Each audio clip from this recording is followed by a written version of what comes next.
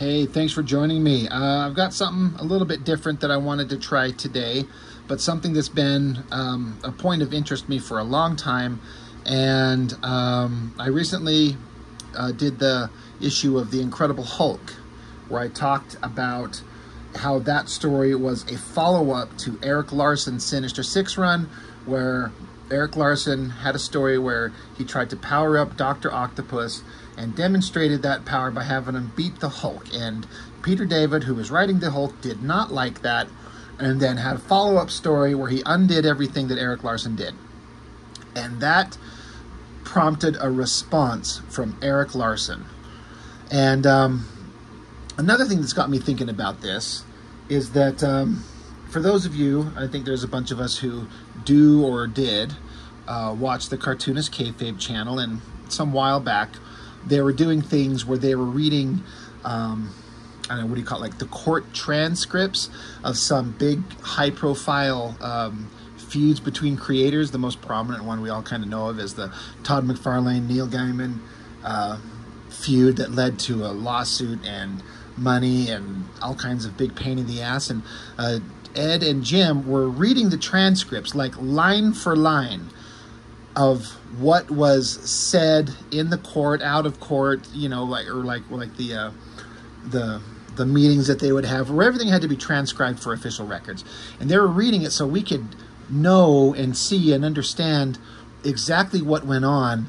And even Jim Rugg, I think it was him, who was saying that to him it was like the greatest interview with creators that they would ever get, because they get into some really deep stuff that they would never say publicly when they're trying to sell a product or hype up a thing. This is like truthful.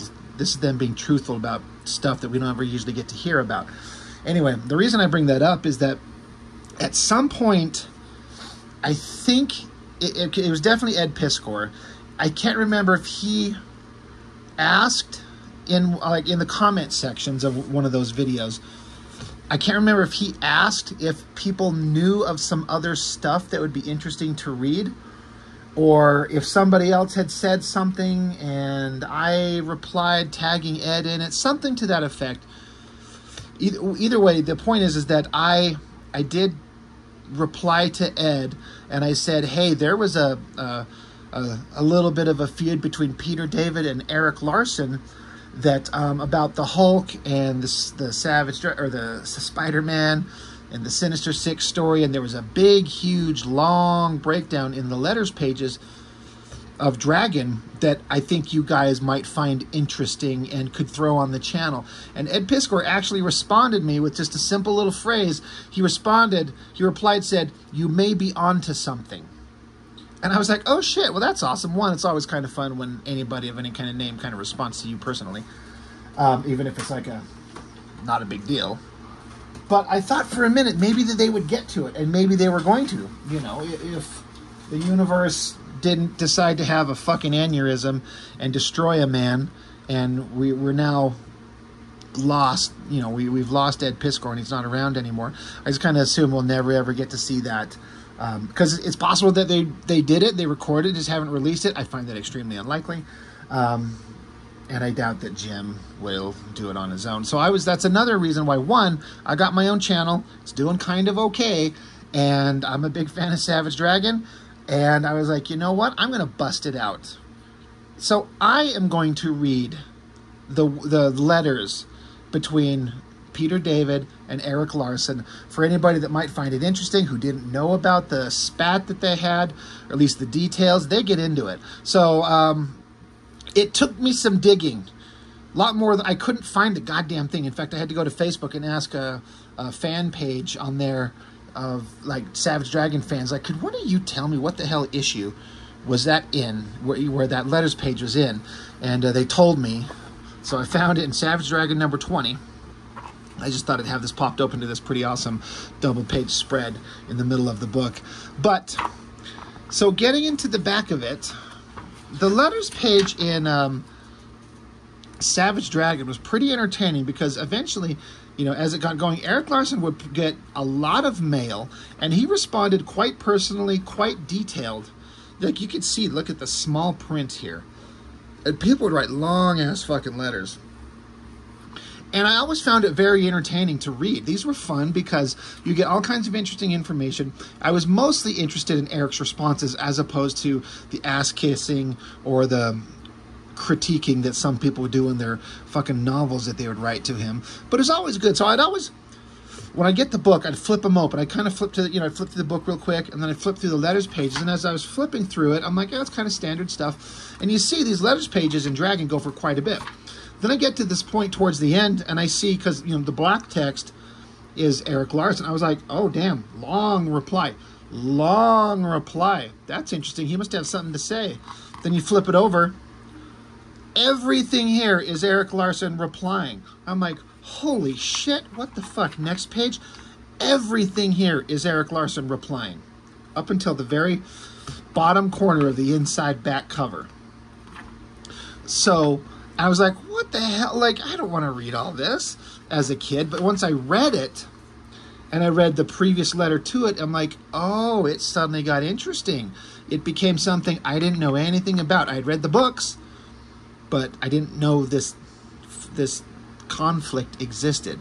So again, I don't know if this is going to be very interesting to everybody. I guess I should also mention, I'm also kind of testing. I've got a little fan on next to me on the floor. It's pretty warm here. I've got my air conditioning on, but it doesn't exactly cycle the cool air through the house great. So I got to have some fans on to kind of cycle the air. So if there's a droning sound in the background, I hope it's not too distracting. Anyway, so I'm going to read the thing that Peter David had to say, and then Erik Larsen's response, which gets into that specific issue of Hulk that I reviewed just a couple days ago, and then the Spider-Man story, Erik Larsen's reasoning, the problems he's got with Peter David's problem with Erik Larsen, with Image Comics, with Todd McFarlane, with everything that Image does, and Erik Larsen's response to all of that. And what's funny is there's all of this, and then there's a small follow-up in an issue a book 2 issues later, where Peter David replies and writes this letter here, and then Erik responds with all of this here. So I don't know. I just thought that it might be interesting. We'll see. Maybe this will be not a great idea. I'll try to read it clearly, but I won't drone on and drag on, hopefully, for too long, just to kind of make it not unbearable. But it starts out right here. After the end of the letters pages, Erik starts out here. Now for something completely inappropriate to run in this letters column. Peter David has criticized Image in the past on a routine basis. He began before Image put out a single comic book and has continued ad nauseum ever since. Most of his criticism you've not seen, as it appears in the pages of the Comic Buyer's Guide, a weekly paper where he has a regular column. After reading his practically endless columns concerning both Image and myself, I took a couple mild shots at Peter in these pages. Not out of the blue, mind you, but in response to specific questions from readers. Peter took another shot at me. I fired back, and then he sent me the following letter. In my response to Peter, I bring up all kinds of things that he said in that publication and in a debate which was held between McFarlane and Peter at a convention in Philadelphia. In all cases, I include actual quotes for the sake of accuracy and fairness so that you can follow along at home. If you don't give a damn, skip it.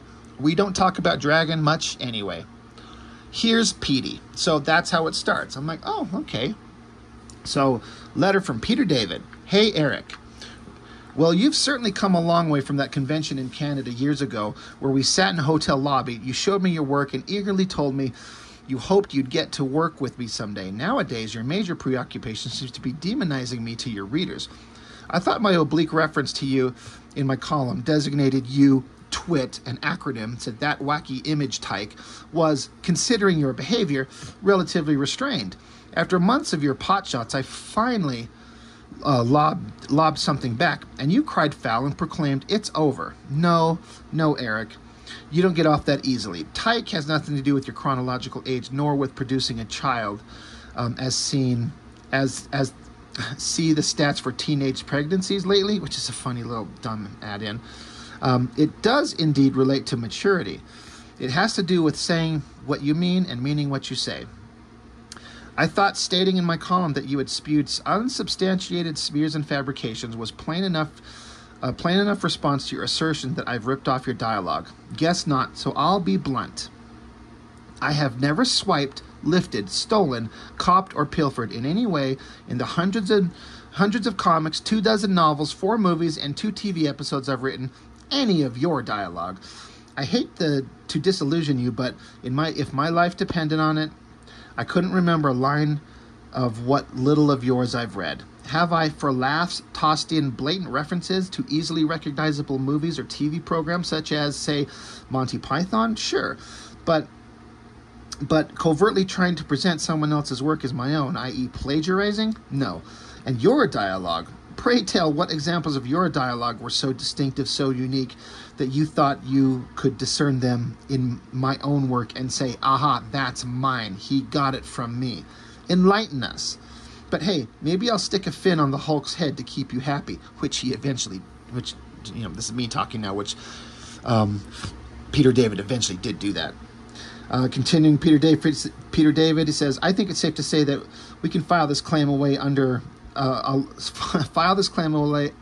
with your earlier false statement that I've, quote, held back characters so that I can own them, end quote. Which one would that be precisely? Sax and Violins, with its nudity and profanity, was unpublishable by mainstream Marvel. Soul Searchers and Company grew from a proposal that was, in fact, rejected by Marvel. That covers my creator-owned titles. So what are you talking about? Oddly enough, when most people are accused of spreading misinformation, as I said you were doing, they're quick to do whatever they can to prove their contention. Not you. You claim you could prove your case, but you won't bother to do so. It's a pity you're not on the O.J. Simpson prosecution team. The case would be wrapped up a lot faster. The state could prove the defendant murdered his wife, but it's too much trouble. Just take our word for it, Simpson. You've lost. That would impress the jury. But you said that my recent column made unsubstantiated charges about you. And those would be what, precisely? That fans used to dismiss you as a McFarlane clone? They did. And that you ran correspondence and deleted paragraphs supporting me? Joey Machiz says that you did in Savage Dragon 14, and you don't deny it. Once again, Erik, what are you talking about? You've given your readers the impression I'm out to get Image. Guess what, readers? Out of nearly 250 But I Digress columns to date, less than 4% have dealt with Image. Far more have focused on Marvel and DC, voicing many critical comments that your readers would likely agree with. I've razzed Marvel and DC at the risk of being fired, and yet they still employ me. Oh, but if I dare to critique Image, then I'm dragged through the mud in pointless debates, disinformation campaigns, and month after month of letter columns. Now, which company, again, did Todd claim was founded out of a desire for freelancer respect? And what have those criticisms been? That Image's first press release gave a bad impression? It did, and I explained why. If fans want to read their letters column, they can send a self-addressed stamped envelope to me at P.O. Box, etc., etc., and I'll send them a copy. That Image should have one person as essential coordinator point man? 2 years after I suggested it, Larry Marder was hired to be just that, and that the publishing arrangement with Malibu was curious. A year after I made that observation, Image severed ties with Malibu, and that a shared universe with each character separately owned was a legal minefield. Let's ask Dale Keown's lawyer about that, shall we? Alan Bykowski wrote, "Long live Image, long live Peter David." Take heart, Alan. The two are compatible. There is no Peter David-Image feud. Valentino and I are cool. Liefeld and Lee, they offered me work. Didn't take them up on it, but they don't resent me, nor I them. At this point, there's just a couple of guys hammering away at me, smearing my reputation. Sorry you all had to be subjected to it. Oh, and Erik, if you do run this letter, kindly do me the courtesy of producing it in its entirety, and by all means, don't withhold my name. Smiles, Peter David. So that was the first, Peter David thing. He mentioned a bunch of stuff I had no idea was going on.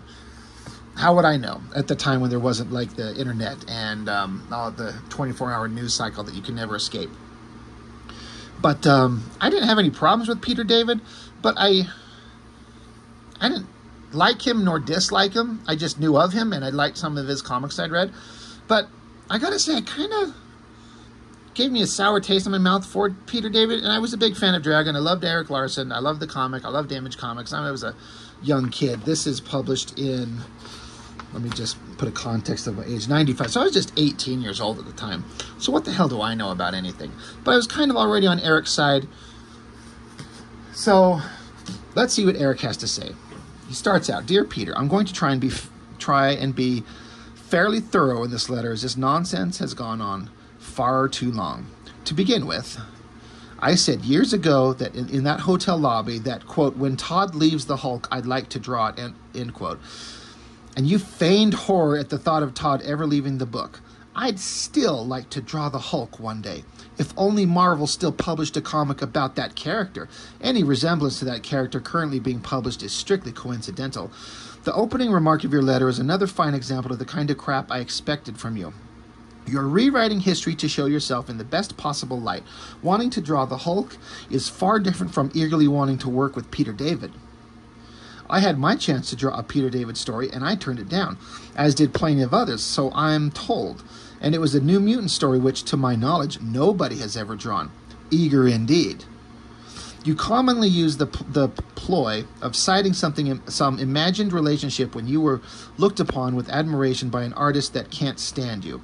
Isn't this the same tactic you used when you talked about Todd? Ho-hum. Demonizing you is my major preoccupation? Sorry to have to break it to you, Peter, but you aren't the center of my universe. You're a footnote at best.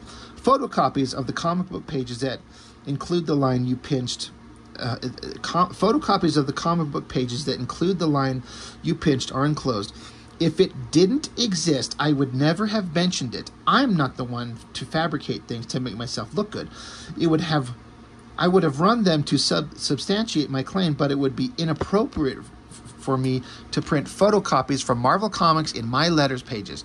It is, as you can see, essentially the same joke with exactly the same punchline. It's even told by the same character. Hell, it's the same damn finger.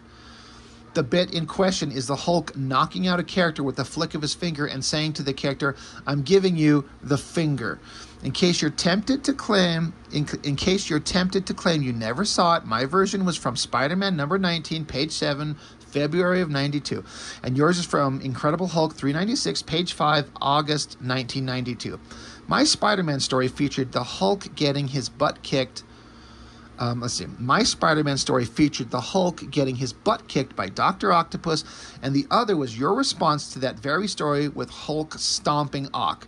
You read it, you saw it, you swiped it, you later repeated the line in Spider-Man 2099, number 24, page 19, giving credit where credit is due.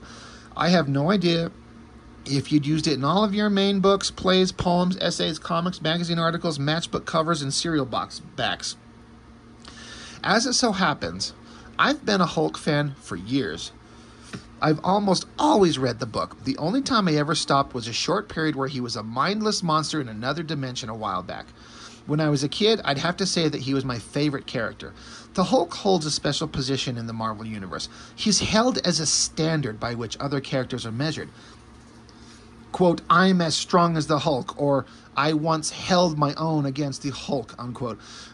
Common sayings for Marvel characters. Certainly if a writer wanted to show that a character is one of the toughest guys around, there are few ways better of demonstrating that than by having them fight or even beat the Hulk.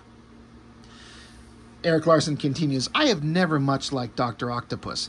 Spider-Man routinely beat the pants off this loser. Visually, he struck me much like Batman's foe, the Penguin, always did, as a guy who simply didn't pose much of a threat to the hero. When I was drawing The Amazing Spider-Man and Doc Ock was slated to appear, my first inclination was to make him even fatter and dopier. He hadn't been treated with much respect in the Marvel Universe. He'd been saddled with a particularly unimaginative costume. Quite frankly, the sight of this overweight middle-aged man in tights was more likely to provoke laughter than fear. I resisted my first impulses. Instead, I looked back at how Doc Ock had originally looked rather than what he'd been turned into over the years, and used that as reference. A lot of damage had been done to him over the years. He'd gone from being a menacing master planner to a fat dork chasing Peter Parker's aunt around, and I thought I'd try and undo some of the damage. I put him in a suit rather than leotards, and in drawing him, I did a subtle thing to make him seem more powerful, more in control, and less of a shrieking maniac. I had him do other things while he fought, barely paying attention to the guy as though it didn't require it. As heroes are measured by the foes they face, I felt by building him up, it would make Spider-Man's ultimate victory sweeter. So, to pause, and so now me, Rob, to add some commentary, I think that everything that he said about that character is actually factually, or that it is factually true, that Octopus was a dork loser, and he's kind of uninteresting, but Erik Larsen's like, I'm going to try to do something to make him seem powerful and menacing. Like his example of when he's fighting some hero, Octopus is over here like the man is just physically doing something like some sciencey shit while his arms are just taking on the heroes on their own. Like he doesn't even have to look at him. I'm like, I was legitimately like, this is a man putting thought into a character, trying to make him interesting in a way that he had never been before or had not been in years. So I completely agree with Erik Larsen, 100%. About what he thought about the character and his intention to do something interesting with it. And he thought by building up Octopus, making Spider-Man's victory, the ultimate victory, it's even more impactful because you've built up the bad guy and now our hero still fought through all of this new power-up and still defeats him. It's interesting and fun, and it's new and it's different. I applaud Erik Larsen for thinking this way. So the letter continues. Later, when I was writing and drawing Spider-Man, I went a step further. I actually made him stronger. I gave him adamantium arms that were powered by an even stronger power source. The component that made his original arms obey his command was put in these arms. Now, he was a true force to be reckoned with. And what better way to demonstrate that than, you guessed it, have him beat the Hulk? I've often wondered why no one ever lifted the Hulk. He weighs 1,000 pounds. A lot by our standards, but Spider-Man can pick up a car. Why not the Hulk? He doesn't stick to the ground or anything. His powers don't make him do anything like that. So I had Ock lift the Hulk with his new arms, holding each of the Hulk's limbs, and then beat him senseless. Ock propped his new arms on the ground so his actual human legs weren't required to support the Hulk's weight, in case you were wondering. This was a new Dr. Octopus, after all, one that had far greater power than the previous one and shouldn't be judged by his standards. I was told you put up a bit of a fuss when I had Ock beat the crap out of him, but then who's to say, you put up a bit of a fuss when I had Ock beat the crap out of him, but then who's to say he couldn't do it? Who indeed? The story ended when Sandman, having been turned into glass and then shattered, showed up and cut Ock to ribbons. The component that allowed Ock to control his new arms was removed, thus making them useless to him. His old arms had been destroyed and he was tossed in jail. Now a normal man, and a badly cut up one at that. It would take a pretty clever writer to get him out of that, I thought. Clever indeed. You have, on a fairly regular basis, taken things people have said, twisted them, and spit them back out, completely misinterpreting them, yet presenting your version as if they were direct quotes. I remember you writing your impression of an artist-writer debate, playing the role, and then assigning the artist the dialogue of a complete idiot so that you could demonstrate how clever real writers were as opposed to writer-artists. Excuse me. Generally, when someone is putting words in my mouth, I'd prefer that they be the ones I might actually say and not go out of their way to make me look stupid, or as you might say, duh, I ain't never done thunk of that. When Image was just getting started, you got a hold of our press release and did us all the favor of interpreting it for us. I'd said in there that, quote, in many ways we've been holding back. Some of our best characters have yet to be seen and will appear here for the first time, end quote. You took that to mean, not as I meant, that I was giving Marvel some of the best characters I've created, that I wasn't giving Marvel some of the best characters I've created, but instead that I was slacking and doing substandard work at Marvel.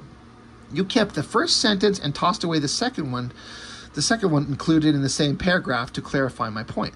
You do this sort of thing often.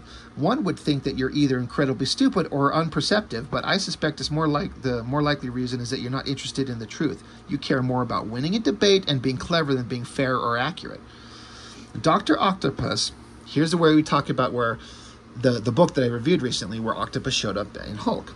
And this is Erik Larsen's problem with Peter David. Dr. Octopus appeared next in an issue of The Incredible Hulk. Clever writer that you are, you simply had Ock out of jail. Like Erik Larsen was saying, he lost his arms. He didn't have any of his arms. He was just a fat schlub in jail, locked away in dire medical straits. So you have to come up with something clever to get him out of that. Well, here, he's like, clever writer that you are, you just had Ock out of jail. Ock said that he had escaped, but that's hardly an explanation. The guy couldn't command his new arms, and yet there he was, arms intact, running around Las Vegas. Ock was back into his tights, looking fat and ineffective. He had on a couple of bandages on his face, and that was all the effort that was put into trying to tie it to my story. Ock grabbed the Hulk with his arms, but this time he couldn't budge him. Again, without any reason, the Hulk simply couldn't be lifted. Hulk reeled him in, and with that famous swiped gad, giving credit where credit is due, he knocked out Ock, like with the finger, giving you the finger. There were some pretty lame jabs at myself and Image, petty larceny, bad for my image, etc. And then when he was asked how he was beaten before, Hulk replied, "I was holding back." Hilarious. What a clever writer. Of course, there was no possible strategic reason for him to be holding back in my Spider-Man story, but that didn't seem to matter. I guess it's fine for you to make the Hulk look like an idiot, but it's not okay for anyone else to make him look bad. There you go. In a matter of a few pages, you firmly established Ock, again, as an ineffective loser. The question I have is, what possible benefit did your trashing of my story have? It wasn't like everybody was going to start using Ock as a new standard by which strength is measured. The Hulk defeated Ock, and everyone had a good laugh at the poor, pathetic, fat dork. Great stuff. You got in your petty jabs. Ock's back to being an object of ridicule, and life goes on at Mighty Marvel. I found it ironic that you, a guy who whines about the jocks who picked on you at school for being an allegedly brainy nerd, would have the ultimate Marvel jock beat up the ultimate Marvel nerd. You may quibble at this point, but the Hulk's been beating the crap out of guys for over 30 years while claiming he was the strongest one there is. If that doesn't make him a jock, I don't know what would. Perhaps you thought of my trashing the Hulk was a jab at you. It wasn't, and this was your way of getting revenge. Whatever the case, I found that your efforts to be counterproductive and childish. I gotta say, I kind of agree. Because it feels like he's taken a personal, this is Rob talking, he's taken his personal problem with Erik and undoing storylines that he didn't like. Letter continues, overall, there seems to be a tremendous lack of writers and editors at Marvel that are thinking long-term and trying to do things that will benefit the company in the long term. You took the Bi-Beast, who came from a fascinating city in the sky and had a distinctive and unusual physical appearance, and turned into a lovesick fool in a particularly pointless tale. It would benefit Marvel more, I feel, if those involved made an effort to improve rather than ridicule or destroy their characters. Yes, Socks and Violins was held back by you. Hell, you mentioned them to Todd back in that hotel lobby 10 years ago. The fact is, you certainly could have introduced the characters in the pages of a Marvel book and then spun them off into an epic book, the epic book that you did with George. There's even historical precedence for doing that. Frank Miller introduced Elektra in the pages of Daredevil and later did an epic miniseries with Bill Sienkiewicz, and then the hardcover graphic novel Elektra Lives Again. I find your apparent notion that you should use every character you come up with in whatever book you happen to be working on to be completely idiotic. What's wrong with not giving away a character to a big company, a big corporation, and hanging on to the character until you can do that character right without editorial interference? The point you're arguing is ridiculous, especially in light of your actions. You held back the characters so that you could tell their story the way that you wanted to, the exact same thing everyone in Image did, and the same thing you've been giving us grief for. You even benefited from doing so. You had Claymore produce a statue that you marketed. I'd like to see you try that little stunt with any of the characters that you introduced in the Hulk.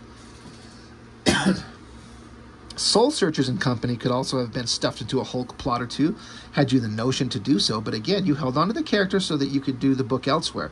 There's nothing wrong with doing this, of course. I just find it curious that you feel the need to come up with a narrowly defined loophole in which you can feel justified holding on to your creations.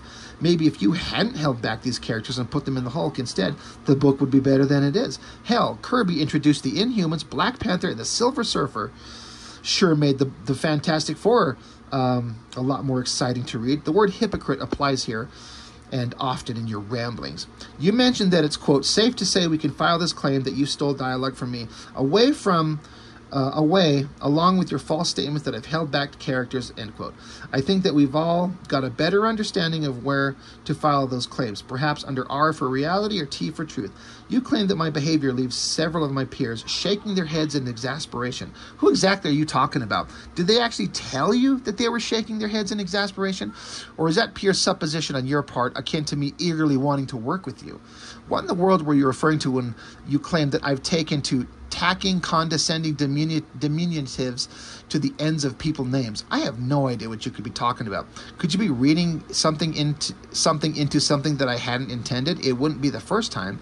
You seem to resort to a third grader's reasoning when it comes to your arguments. I'm always right, therefore any other opinion must be wrong. You refer to my readers who don't agree with you as being ill-informed, while those who agree with you as readers who know better. It's a familiar, if childish tactic. It suits you well. Your definition of the word tyke is a new one. I've not seen in any dictionary, I might add. I suppose if you can't misinterpret words in a way to benefit your arguments, making up entirely new definitions to suit your purposes would be your next tactic. I guess the old definition of tyke, being a child or immature, is out as it could apply to you, and would enable me to simply reply, I know you are, but what am I? And Eric says, getting online and calling Gary Groth's newborn child a bastard was especially immature of you, I might add. Unfortunately, your new definition doesn't work any better, as I routinely say what I mean and mean what I say. I won't, however, be held accountable for your idiotic misinterpretations of the things I've said. Are you paying any attention at all? You recently went on at length taking shots at me and lumping me together with Ren and Stimpy creator John Crickfalusi?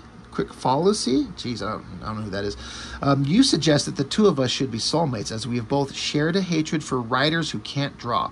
The only problem with this is I don't hate writers who can't draw. I like many writers who can't draw, and I've never said I didn't like writers who can't draw. I don't care for bad writers' work, however, whether they can draw or not. The closest I've got to saying what you apparently think I said is in the now infamous name withheld letter, in which I said, artists are saying to the Mike W. Bars of the world that we don't need you. And that was reinterpreted to say, artists to writers, we don't need you, which is not the same thing for the CBG cover blurb. I like Mike as a person quite a bit. However, as a writer, I find his work ranges from pretty good to downright wretched. I don't need wretched.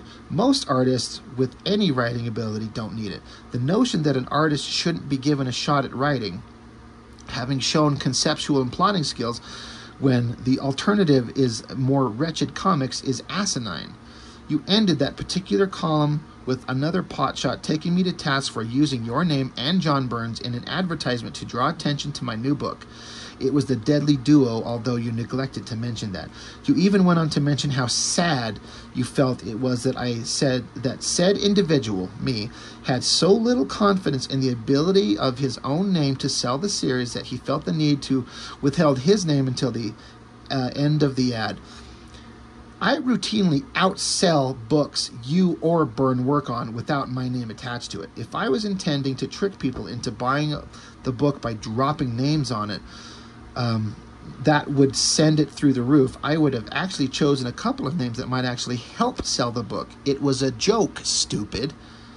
You've stated that fewer than 4% of your columns are devoted to image. Are you including that in the many that included parting pot shots in your final paragraph or incidental pot shots in passing? How many columns on Image Comics were positive? What percentage of columns were about Marvel and DC?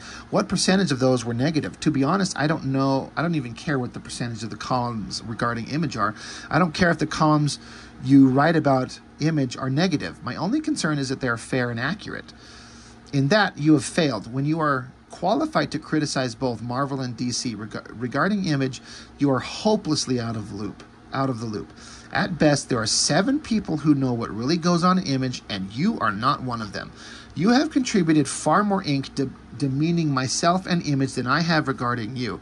I usually don't dredge up your name unless I'm responding to a letter that mentions you. This isn't always the case, but it usually is. I certainly haven't focused an entire letters pages devoted to bashing Petey, which by your method of accounting for Image columns would translate to me dealing with you exactly 0%. Regarding character creation, you managed to contradict yourself a few times in an effort to make your point about who created what in regards to the character Venom, and about creating in general. In doing so, you bring up the much-raised point of how the writer is the only one who starts with the blank page. This has been reported so often it's invariably taking as gospel, and quite frankly, it just isn't the case. Writing comics is a hell of a lot easier than writing most any other kind of prose, unless you're starting from scratch, of course, which is seldom the case. Most characters are introduced into an existing universe, if nothing else, from which popular guest stars can be pulled to boost sales. One issue follows another, and each issue has the previous one from which to draw on. You don't have to make up new cast of characters for the Hulk, for example. They've already been established. You don't have to dream up a new villain. There are plenty to choose from, complete with reasons to jump into battle. You don't even have to dream up a new plot. You can do a slight variation on any number of previous stories from either the Hulk or any other number of comics. So much for that blank piece of paper. At this point, you might be inclined to chime in with, but a good writer wouldn't do that. I'm not talking about good writers. I'm talking about almost every mainstream comic in America. It's the state of the industry, boys and girls. Look around. It's frightening. In a prose book, the physical description is required to give a reader a mental picture of a given character. In comics, the name and brief description of powers is all that artists see when trying to form a physical manifestation of the writer's creation. A writer in comics is not the sole creation of anything unless they've provided a visual to accompany it. Jerry Siegel's creation, Superman, would not be the enduring icon it had become without the contribution of Joe Shuster. Maybe it would have been better without Joe. It's probably would be a lot worse. But it would most certainly not be the same creation that we recognize as Superman. Would the character still even exist if Joe thought polka dot shorts and suspenders looked keen? Because of the elaborate costuming in comics, an artist is indeed a co-creator in every sense of the word. Yeah, it wouldn't exist without the writer, but it also wouldn't exist without the artist visualizing it. Since David Michelini couldn't have created Venom without the previous existing components, meaning the costume and the powers, he can't be considered as the sole creator by anybody's definition of the word. Todd McFarlane's contribution, while seemingly insignificant to both David Michelini and you, gave the character an immediate visual distinctive appeal. Readers have latched onto it and helped transform Peter David's one-dimensional, revenge-hungry psychopath into something that appeals to them. Todd made Venom more commercially viable with his contribution. The thing is, comics are an evolving medium. Characters are forever evolving and changing. Alan Moore altered Swamp Thing to such an extent that he's practically a different character. Characters are forever hopping out of one costume and into another, or getting different personalities for no apparent reason. Do these alterations constitute creation? Sometimes the changes are so sweeping, I have to wonder why the creative team didn't simply go one step further and make up a new character so that those who like the character as he was can continue enjoying them. The Watchmen were based on the old Charlton characters. Certainly others could be created along similar lines rather than trashing existing characters. You've gone to great lengths to ridicule Rob Liefeld for swiping, and yet you plagiarize so much dialogue and story ideas that it's practically impossible to keep track of it. You introduced a blatant T2 knockoff in the anniversary issue of The Hulk. Coincidence? I think not. Many of your characters are based on previously existing, and much of your dialogue existed previously also. You have, for laughs, tossed in so many blatant references to easily recognizable movies or TV programs that they are beginning to outnumber the lines of dialogue you compose yourself. Like the kid whose only skill is the ability to put a record on the turntable. You're taking credit for legitimately being clever as opposed to just playing the same damn comedy record. There's a difference between repeating someone else's joke and inventing your own. No matter how many times you use somebody else's lines, you still didn't write them. Perhaps you would like to come clean, as Rob did, and list off all the times you've stolen plots and dialogue. Go ahead, Pete. You could easily fill a few months' worths of columns, easily. You're boring me, Peter, and the others are bored as well. We're tired of your writing, bored of the characters talking with the same witty dialogue as if they all share the same personality. The Silver Surfer tosses off one-liners? Since when? Perhaps a blurb stating that the smart-talking guy will be played by the entire cast would be appropriate. Of late, your jokes are increasingly obvious and stupid, so maybe smart-talking would be inappropriate. It bugs me that you were heaped with praise by some critics for when you wrote X Factor and ripped off Giffen's Justice League, giving credit where credit is due, and the Justice League was severely panned by the very people who praised your ripoff. I certainly don't know about any of that. That's news to me. Rob Liefeld swiping a panel or two is hardly a cause of concern for anybody. Artists regularly use reference, photographic scrap, and what have you to do their work. There are many artists in the field who have made their career imitating other artists. Even guys who complain about people stealing their styles began their career ripping off other artists. I don't do it, but I don't condemn anybody else from doing it either. There's a limited amount of ways to draw a dynamic fighting figure. I found pictures in other comics that look like panels I drew that I know I wasn't looking at the time mine were drawn. It happens. Some swipes could simply be coincidence. John Byrne justifies his swiping because when he does it, he's drawing a flashback scene or doing a funny gag. These days, he doesn't even do that. He simply photocopies panels from a previous comic. In some cases, John has spent most of an entire issue drawing flashbacks or funny gags. In the pages of Namor and She-Hulk, he did more swiping than Rob's done in his entire career. But I didn't see you getting on John's case. Rob has been accused of ripping off Cable, a character he created for Marvel. A lot of that can be attributed to Rob's style. Howard Chaykin isn't routinely raked over the coals for introducing handsome, dark-haired Jews. Why pick on Rob? And even if Rob did rip off Cable, who else is more entitled to do so? Marvel, who can then claim they've invented another new creation, the name X-Man ring a bell, and then cut Rob out of the financial loop, or the guy who created the character in the first place and is entitled to fair compensation for his work. I think you know where I stand. You wondered in print if the ratio of swipes in Rob's work could be narrowed down to one swipe per every one panel, and that's preposterous. You've plagiarized dialogue. Your plagiarized dialogue, on the other hand, the whole artist-writer debate is really a moot point. Artists who write marginal material are certainly no worse than writers who do the same thing. There is, however, the possibility that an artist who starts writing may turn out something new and innovative, whereas most writers who have been working in the business for a while have already demonstrated that they're tapped for new ideas. The fact that you are occasionally singled out as one of the better writers working in comics today is a sad indication of how poor most writers have gotten. Few writers can write believable dialogue, characters that ring true. You, at least, steal from material that amuses your readers, and that seems to be enough. Obviously, I'm the infamous name withheld who vented in the CBG a couple years back. I say obviously because I've made no secret of that fact, plus it's been hinted at in a lot of the pages. I wanted to write a couple of letters.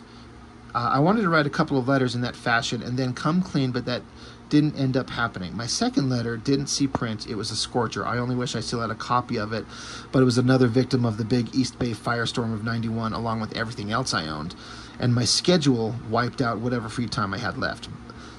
I thought it would serve the cause better by temporarily withholding my name, thinking that it would focus more on the message, not the messenger.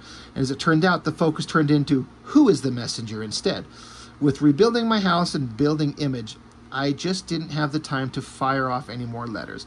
The name withheld letter was written from the perspective of several of my friends in the industry, McFarlane and Liefeld in particular, and myself.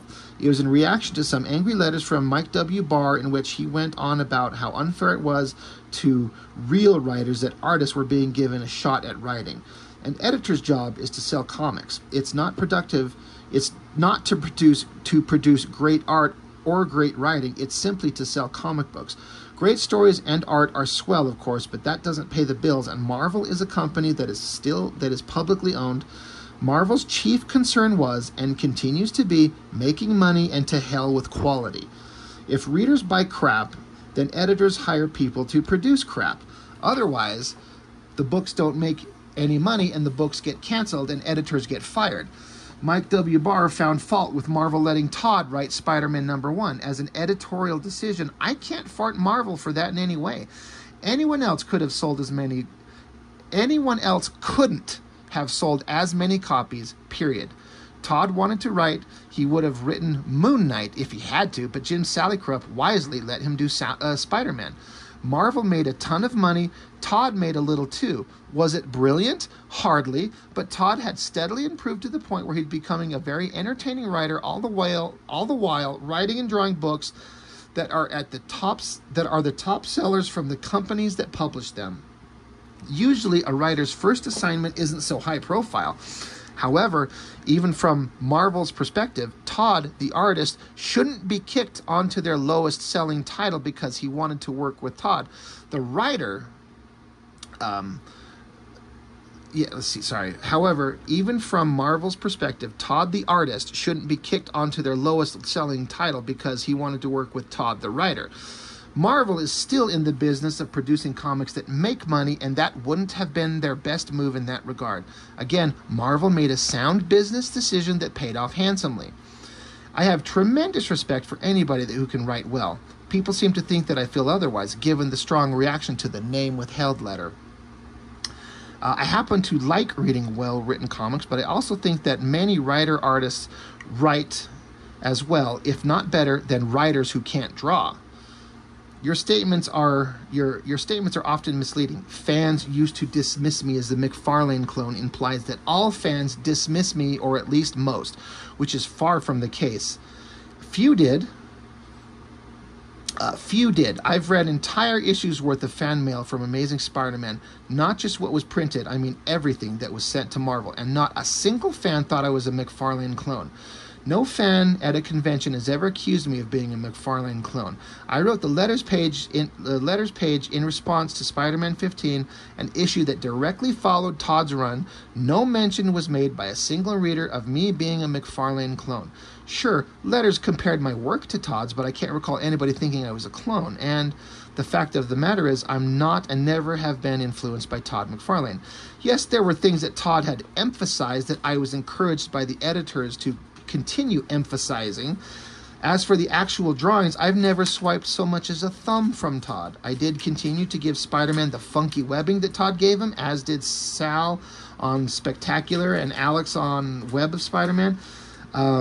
And come to think of it, I was giving him fat webbing in Amazing Spider-Man 287, 10 issues before Todd ever drew the character. God damn it, I lost my place. And I did continue to put thick borders and such around panels, but my drawing has never been derivative ever.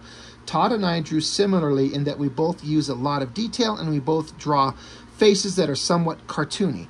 Todd's a peer, not an influence. We both grew up reading the same comics and developing our drawing styles from similar sources. I didn't draw a single character in the book like Todd did. In fact, as time went on, I started to intentionally change components of the character's costume so there was no physical resemblance to the way Todd drew them in any way. Once Todd actually started drawing Spider-Man again, and readers could see the two next to each other, any comparison stopped. If this seems like a sore spot, it's because I have little patience for idiots. Anybody who seriously thought I was a Todd McFarlane clone doesn't have a clue. As far as the big debate, goes, Todd came woefully unprepared for the event. He hadn't read any of your columns directly before the debate and certainly didn't bring along copies from which to pull quotes. I doubt that Todd saves them. He also neglected to spend hours preparing or enlisting the aid of his friends to help him prepare. I'm told Harlan Ellison was busy.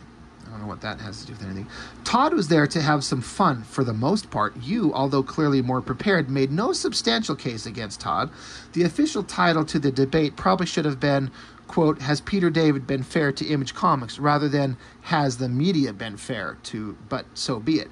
You stated that the vast publicity about Image Comics has been uniformly positive, ranging from blurbs saying that the next Image book is going to be a hot collectible to press releases or interviews originating from the Image creators. I can't think of any company who goes out of their way to release negative press releases and interviews.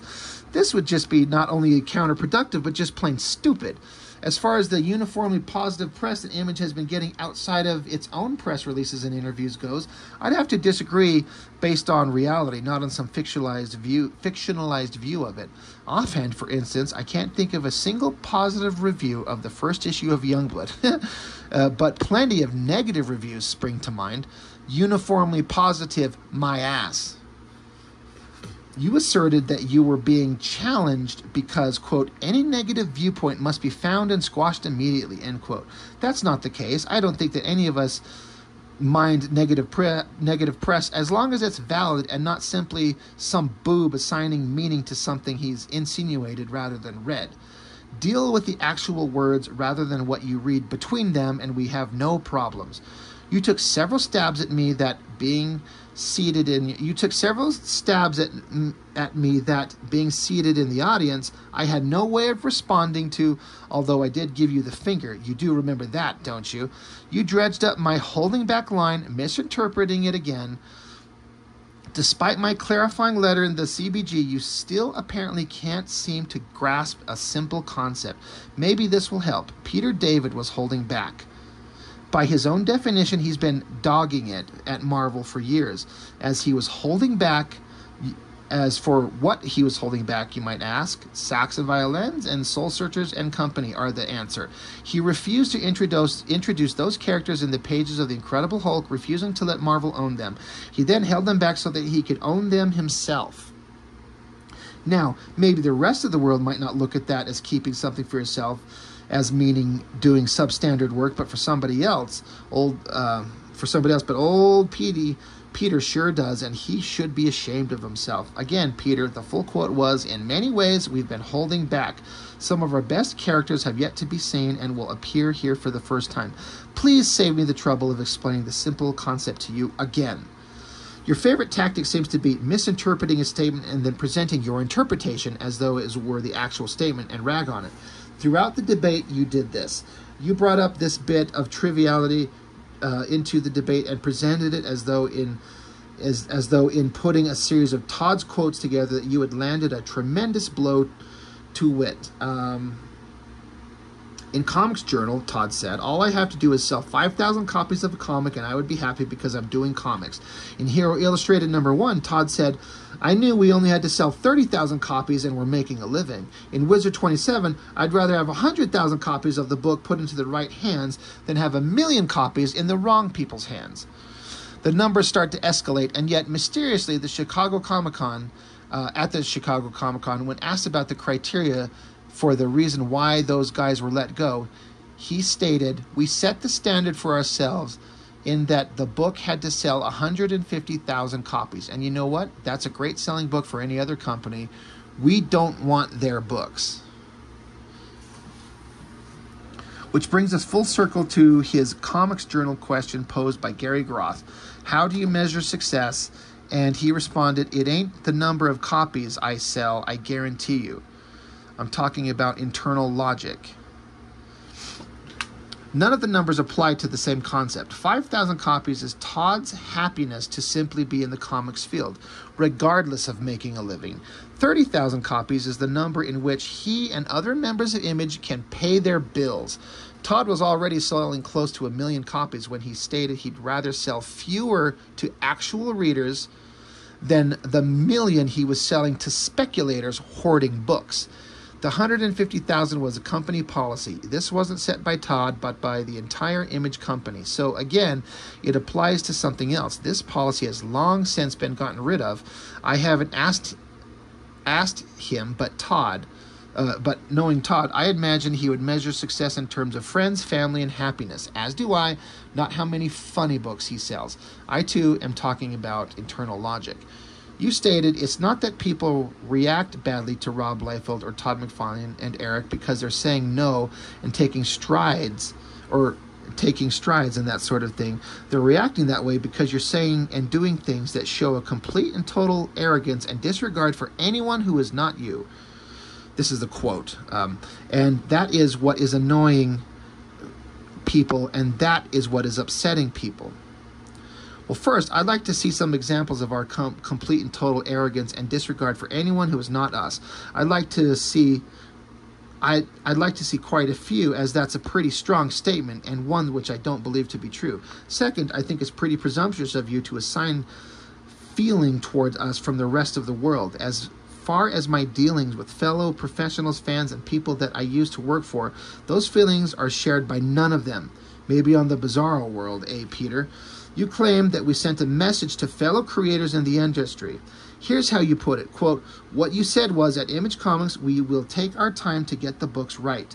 That was the message that you sent them. It doesn't matter at this point whether late books are good or bad. Nobody's going to say late books are good, but you have to take responsibility for having sent that message out to the creators, end quote.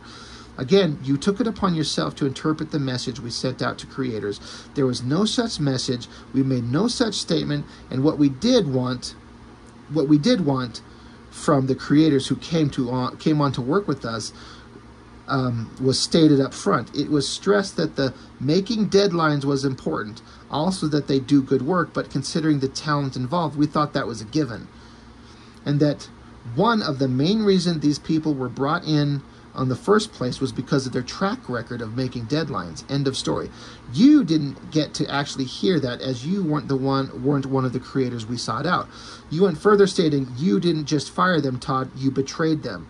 That really drove home how far away you are in your own little universe. They made promises, they didn't deliver, and they were fired for not fulfilling their obligations. Therefore, we betrayed them, and you fault Todd's internal logic. A lot of the things you'd stated you'd like to see in Todd's work, are most certainly there, including characters that ring true, humor, peaks and valleys, etc. But then you don't read Spawn, so how in the world could you know that? Like most of Image Comics' harshest critics, you've never read our books, except perhaps combing over the letters columns to see if you've got your name mentioned. Todd's gotten better, as have we all. The Image guys have suffered in having their first writing efforts being so high profile. Most writers start out in backups or fill-in issues that nobody remembers. I'll certainly hold any of our first efforts up against those of most writers in the business. The one thing we don't commonly do is insert amateurish in-jokes like you do. In a recent Hulk, for example, a character from the Pantheon, you'll have to excuse me for not remembering these characters' names, in the 3 or so years they've existed, you have yet to make any one of them memorable. Comments to another that he looks like George Perez. George, I guess, wears loud Hawaiian t-shirts, or loud Hawaiian shirts. The thing is, George isn't a public figure, and he certainly isn't recognizable enough that a couple of folks who would even know who he is, let alone what he dresses like. Most readers don't even know what George looks like. These kind of asides to your pals are strictly for the amateur hour, but you frequently do this, although I'm sure George got a kick out of it. I guess we should do more of that sort of thing if we want to write like one of the big-time professional writers. You said, what is really kind of unfortunate, in my opinion, about the way the Image is set up is that you've totally dismissed the notion that perhaps an outside eye or another opinion can sometimes improve a book. That's not true. We've set the creators as the final word, but that doesn't mean that we're not talking to other people. As far as I know, I'm the only image creator who doesn't use an editor in some capacity, but most of us do use editors in some capacity. It's just that ultimately the guy who created the character gets to decide what the character does and says. When somebody else uses my character in their books, I get to offer my feedback. Dave Sim and many others have been doing the same thing, have been doing this for years, and it's nothing new. I think it's ridiculous to have an editor in a position to tell the creator of a character what their character would or would not do. I haven't found most editors at Marvel or DC to be helpful in terms of producing good comics. There's major talent. Their major talent seems to be in trafficking, and it's obvious from reading any of our and it's obvious from reading any of your typing that you could use a good editor. You're the guy who has two of the Hulk's old sidekicks meet each other for the first time and have them talk to each other as though they've been old friends and had many adventures together. The fact that Marvel let Sax and Violins be late may very well be because of Image Comics. Other companies are taking a hard look at their policies and changing things to better compete.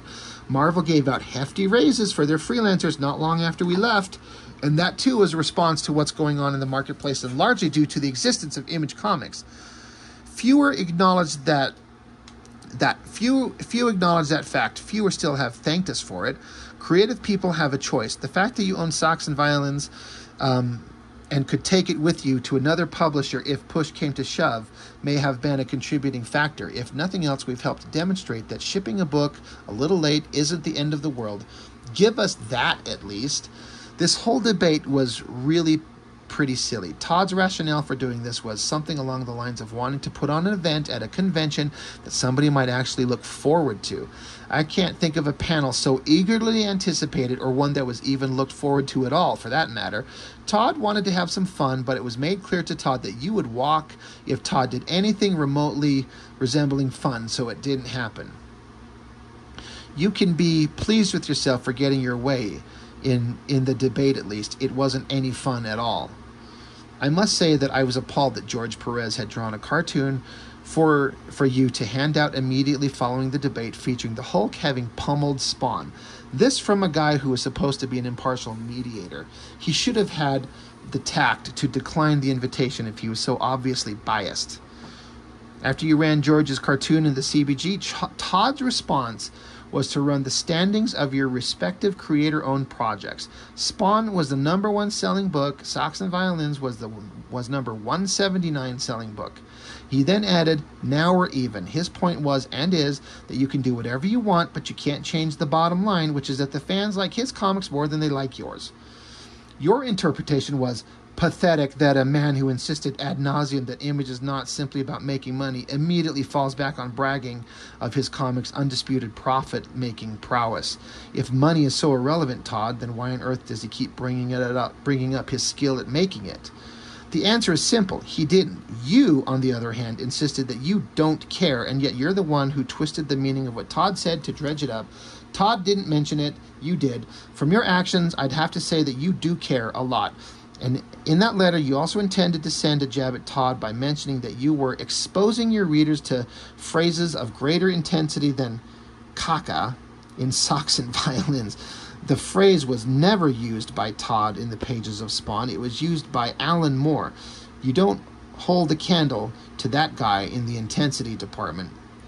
You've patted yourself on the back repeatedly about what a brave chap you are because you have razzed Marvel and DC at the risk of being fired and criticized us for waiting until we were away from Marvel to criticize them.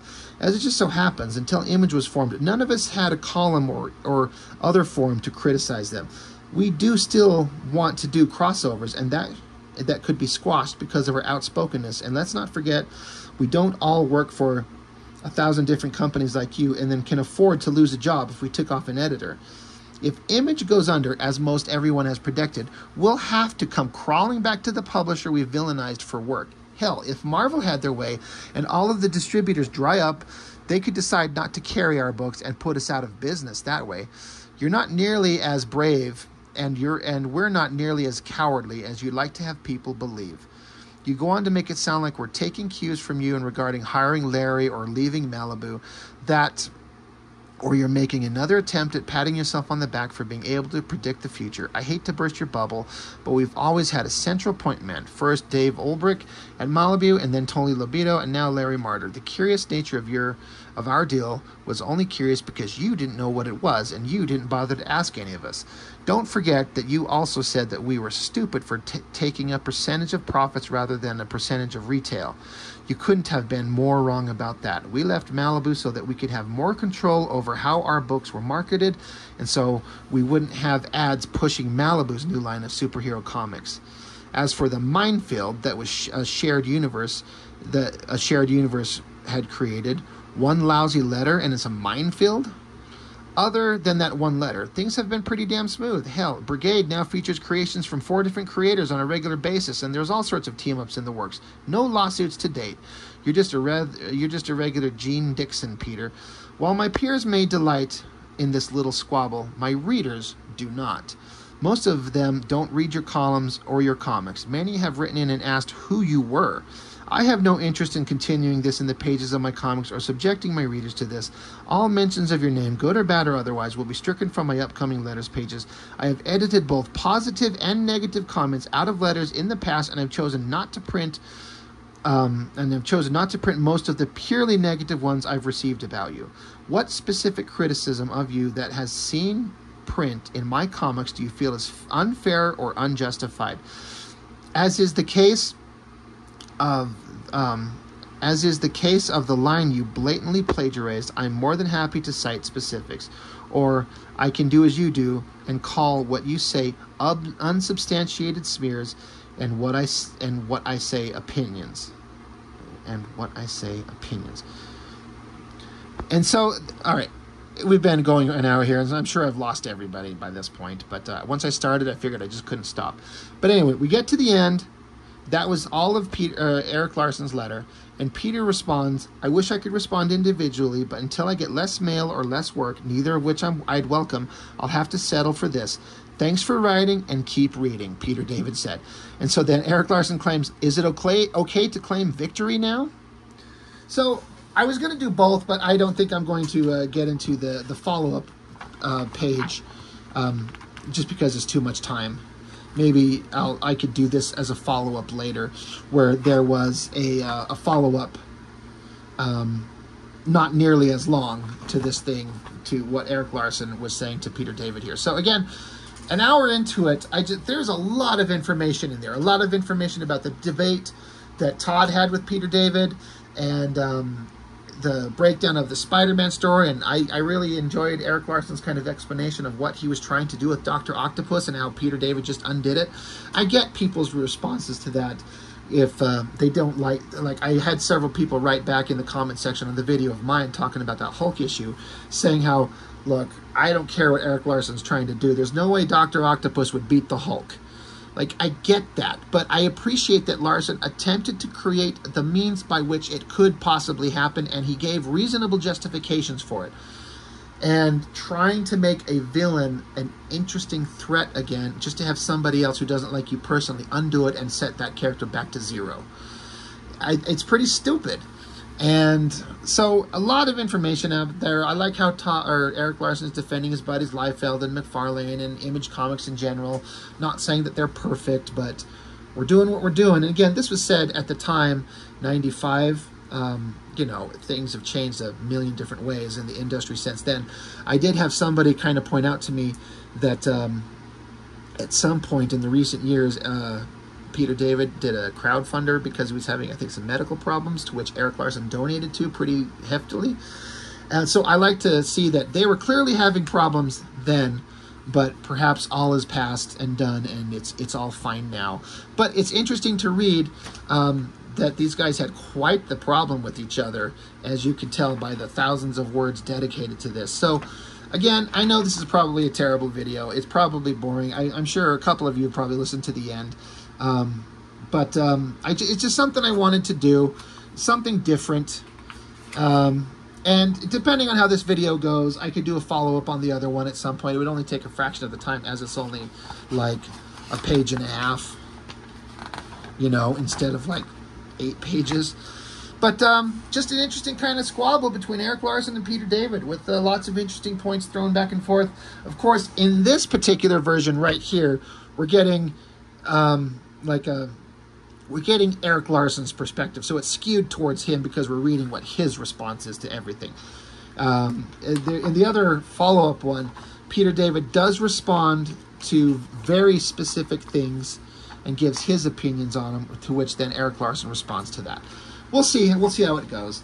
But anyway, that's I guess that's all I've got for now. Thanks for sticking around. Again, an hour and 10 minutes about not the most interesting thing, I know, but it's just something different, and I wanted to kind of read this and get into it because I love Dragon. I've enjoyed Erik Larsen's work, and it's just interesting shit, you know, comic book universe creator silliness. Anyway, that's all. Thanks for joining me. I appreciate it. I'll see you next time.